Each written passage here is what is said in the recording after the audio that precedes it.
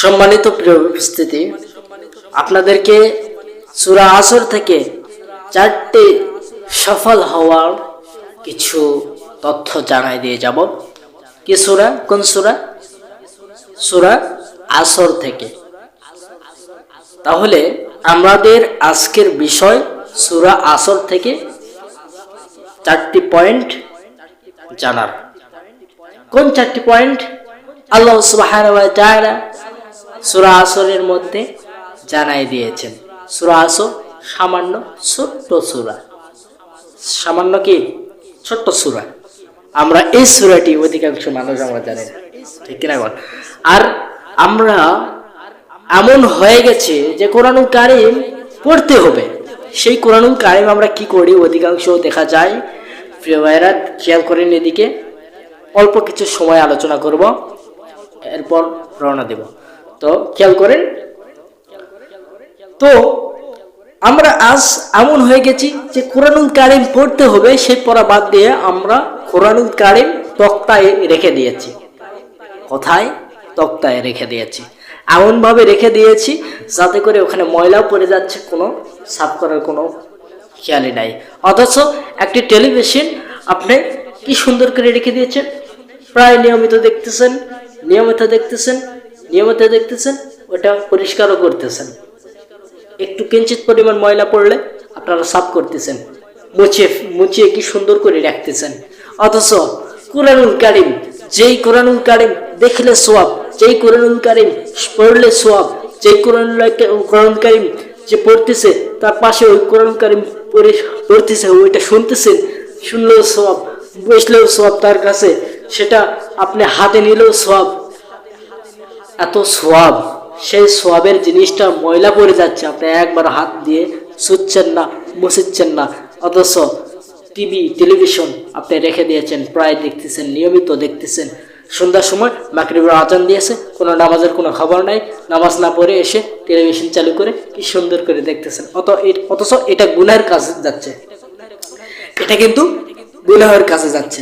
সেটা বুঝতেইছে না মানুষ আজ বুঝতেইছে না যে কোরআনুল কারীম, এই কোরআনুল কারীম পড়লে সওয়াব, হাতে নিলে সওয়াব, পরিষ্কার করে রাখলে সওয়াব, বুকে নিলে সওয়াব। আমরা সওয়াব বুঝি না, আমরা নেকি বুঝি না, আমরা আজ গুনাহ বুঝি বেশি, ঠিক কিনা কোন? টেলিভিশন কি সুন্দর করে রেখে দিয়েছে, ওই যেটা দেখে গুনাহ হবে ওইটাতে মানুষ মগ্ন বেশি হয়ে আছে, ঠিক কিনা কোন? যেটাতে, হ্যাঁ ভাই, যেটাতে গুনাহ বেশি হবে ওইটা আমরা রেখে দিয়েছি, মানুষ গুনাহে বেশি লিপ্ত হয়েছে। তো ভাই, কোরআনুল কারীম পড়েন নিয়মিত, তাহলে আপনার জ্ঞান বাড়বে। কোরআনুল কারীমে শুধু পড়লে হবে না, পড়ার পরে অর্থগুলো বুঝতে হবে। আল্লাহ সুবহানাহু ওয়া তাআলা কি বলতেছেন কোরআনুল কারীমের মধ্যে, সেটাও বুঝতে হবে, ঠিক কিনা কর? আমরা সেগুলো বোঝা বাদ দিয়ে ওই টেলিভিশন চালু করে দিয়েছি। মাগরিবের পর থেকে এশা, নাটক, সিনেমা গেল।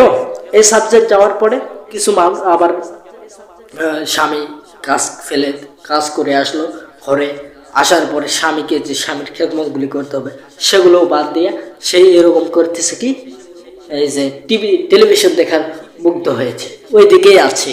কিন্তু অথচ স্বামী ঘরে আসলো, তার খেদমত করতে হবে, তার কি লাগবে সেটা একটু এগিয়ে দিতে হবে, সেদিকে মগ্ন না হইয়া টেলিভিশনে মুগ্ধ হয়ে গেছে, আছে না? এই জন্য প্রিয় মা, প্রিয় বোন আমার, টেলিভিশনে মুগ্ধ নয়, গুনাহের কাছে মুগ্ধ নয়। আমাদের টার্গেট হচ্ছে নেকি। আরে নেকি নেকি নেকি, আমাদের দরকার হচ্ছে নেকি, সওয়াব, এগুলো দরকার। আমরা এগুলো বাদ দিয়ে আমরা আজ টেলিভিশনে গুনাহের কাছে, যে কোনো গুনাহের কাছে লিপিবদ্ধ হয়েছি। দেখেন সমাজটা নষ্ট হয়ে যাচ্ছে। টেলিভিশন, মোবাইল ফোন আছে না নাই, এগুলোর জন্য সমাজটা নষ্ট হয়ে যাচ্ছে। এই জন্য আমি আপনাদেরকে বলতে চাই, টেলিভিশন বাদ দেন, মোবাইল ফোন বাদ দেন, বিভিন্ন প্রযুক্তি এগুলো বাদ দেন, আপনি ইসলামের দিকে আসেন এবং কোরআনুল কারীম পড়েন এবং বোঝেন আল্লাহ সুবহানাহু ওয়া তাআলা কোরআনুল কারীমের মধ্যে কি বলতেছেন সেটা বোঝেন। সেটা বোঝা বাদ দিয়ে টেলিভিশন নিয়ে মুগ্ধ হয়ে আছেন, লিপিবদ্ধ হয়ে আছেন। তাহলে বেশি কথা নয়, সূরা আসর এটার মধ্যে, সূরা আসরের মধ্যে আল্লাহ সুবহানাহু ওয়া তাআলা বলতেছেন ওয়াল আসর, সময়ের কসম। যে সময়টা পাইছেন এই বান্দা, যে সময়টা পাইছেন এই দুনিয়ার মানুষ, এই পৃথিবীর মানুষ, এই নওগাঁবাসী, আপনারা শুনে রাখেন, আপনারা এই যে সময় পাইছেন, এই সময়ের মূল্য আছে না নাই? অনেকে বলে না যে সময় দেখা দেবে, এই যে সময়টা পাইছেন এই সময়ের মূল্য দেন, তাতে লাভ আছে, যদি না দেন তাতে ক্ষতি।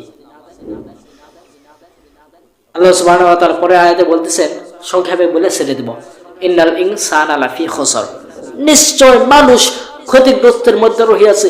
মানুষ দুনিয়াবি কাজে ব্যস্ত, মানুষ নিজের দিকে মগ্ন, মানুষ নিজের দিকে আছে, কিন্তু আল্লাহর বেলায় নাই। মসজিদে আজান হয়, আপনাদেরকে উদাহরণ দেই, মসজিদে আজান হয়, কোনো খবর নাই। মানুষ মুয়াজ্জিন সাহেব কি সুন্দর করে মধুর কণ্ঠে আজান দিচ্ছে, হাই আলাস সালাহ, নামাজের জন্য আসো বান্দা, হাই আলাল ফালাহ, কল্যাণের জন্য আসো বান্দা। তুমি আমি আল্লাহকে সময় দাও, তুমি আমার আল্লাহকে সময় না দিয়া তুমি দুনিয়াবি কাজে ব্যস্ত। আল্লাহ সুবহানাহু ওয়া তাআলা বলতেছেন যে তোমরা আমি আল্লাহকে সময় দাও, দেওয়ার পরে ইবাদত যে আছে এই ইবাদতটা করিয়া তোমরা তোমাদের কাজে ছড়িয়ে পড়ো, জমিনে ছড়িয়ে পড়ো। তোমাদেরকে হাতে পায়ে ধরে বেঁধে রাখতেছে না, তোমরা ইবাদত করো, করার পরে তোমরা তোমাদের প্রয়োজনে জমিনে ছড়িয়ে পড়ো, ঠিক কিনা কোন? তোমাদের রিজিকের জন্য ছড়িয়ে পড়ো। তোমরা আজ রিজিক নিয়ে ব্যস্ত হয়ে গেছো, আল্লাহ সুবহানাহু ওয়া তাআলাকে সময় দিতেছ না। এই জন্য আমি তোমাদেরকে বলতে চাই, সময় পাইছো, দুনিয়ার মানুষ সময় পাইছো, সময়ের মূল্য দাও। আর সময়ের মূল্য দিতে জানে না। তাহলে পরে আয়াতে 4টা টিপস রয়েছে, এই 4টা টিপসের মধ্যে যারা রয়েছে তারা বাদ দিয়ে দুনিয়ার জমিনে যত মানুষ রয়েছে সবাই ক্ষতিগ্রস্ত। এই 4টার মধ্যে আপনি আমি আছি কিনা একটু মিলাবেন। আল্লাহ সুবহানাহু ওয়া তাআলা বলতেছেন ইল্লাল্লাযিনা আমানু, যারা আল্লাহর প্রতি ঈমান এনেছে। কার প্রতি? আল্লাহর প্রতি ঈমান এনেছে। 1 নাম্বার ঈমান আল্লাহ কার উপরে? আল্লাহর উপরে। ওয়া আমিলুস সলিহাত, সৎ কাজ, সৎকর্ম কাজ যারা করে।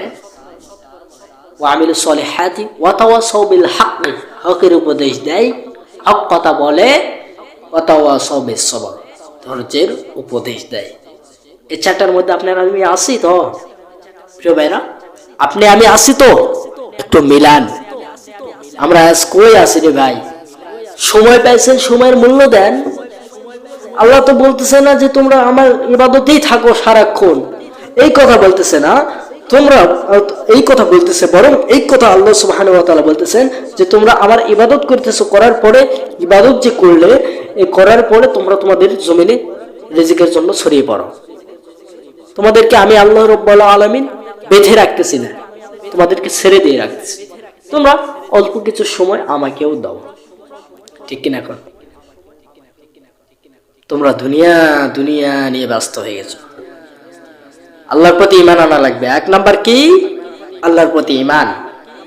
1 নাম্বার কি ভাইরা? আল্লাহর প্রতি ঈমান। 2 নাম্বার সৎ কাজ, সৎকর্ম কাজ। রাস্তা দিয়ে চলতেছেন, রাস্তার মধ্যে একটা ইট অথবা কাঁটাযুক্ত কাঁটা জাতীয় জিনিস পড়ে আছে, আপনি সরায় দিলেন, নোংরা হয়ে আছে, সেটা সাফ করে দিলেন, সৎ কাজ করলেন। সত্য কথা বলতে হবে, সর্বদা সত্য কথা বলতে হবে। সত্য কথা বলতে গেলে জান্নাত, মিথ্যা কথা বলতে গেলে জাহান্নাম। এখন আপনি সত্য কথা বলতে যাবেন, আপনাকে বাঁচাবে। এখন সত্য কথা বলতে যাবেন, আপনাকে আপনি পার পাবেন, বেঁচে যাবেন। আর মিথ্যা কথা যখন করবেন, এখন অনেকে আছে মিথ্যা কথা বললেই তো লাভ আছে, বেঁচে যাওয়া যায়, বেঁচে যাওয়া যায় না। একটা যখন মিথ্যা কথা বলবেন কবিরা গুনাহ হচ্ছে তো হচ্ছে, আরেকটা যখন বলবেন তখন আরেকটা কবিরা গুনাহ বাড়তি হয়ে গেল। তখন মনে করতে হবে যে একটা মিথ্যার সাথে বাঁচতে হলে একটা মিথ্যার সাথে আরো 10টা মিথ্যা যুক্ত করা হচ্ছে, তাহলে আপনি কত বড় কবিরা গুনাহগার হচ্ছেন। তাহলে এই জন্য গুনাহমুক্ত আমল করি, ঠিক কিনা বল? নিজের জীবনকে ভালোভাবে লাইফটা সেটিং করি। আমরা লাইফ এমন হয়ে গেছে গুনাহ গুনাহ গুনাহ। এখন যদি এখন এই যে সময়ের যেহেতু মূল্য, এখন যদি মিটার আছে না, ওই মিটারে যদি আমাদের ইমানটাকে যদি রেখে দেওয়া হয় জিরো, ওই মিটারে যদি আমাদের ইমানটা যদি মাপতে দেওয়া হয়,